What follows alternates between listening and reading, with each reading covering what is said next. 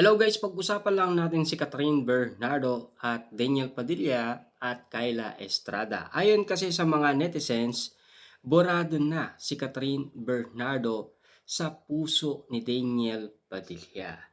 At siyempre, Daniel Padilla at Kyla Estrada na talagang lantaran ng nagkikita at nagpapakilig sa karamihan.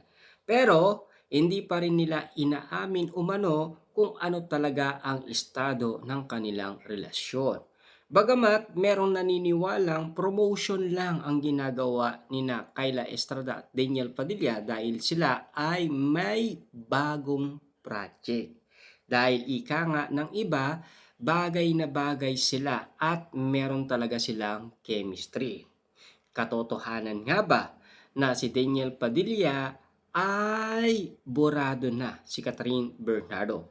Samantalang last 2025 na interview pa si Daniel Padilla dahil na lie detector test ito at sinubukan kung si Catherine Bernardo ay ini-stalk niya pa rin. Ayon sa sagot ni Daniel Padilla, oo daw, ini-stalk niya pa rin at tinitignan niya pa rin ang account ni Catherine Bernardo sa Instagram. Samantalang si Catherine Bernardo, marami siyang beses nagparamdam. Suot niya yung relo ni Daniel Padilla, yung long sleeve ni Daniel Padilla, lalong-lalo na yung leather jacket na itim ni Daniel Padilla. At ang iniisip ng karamihan, bakit niya suot yun?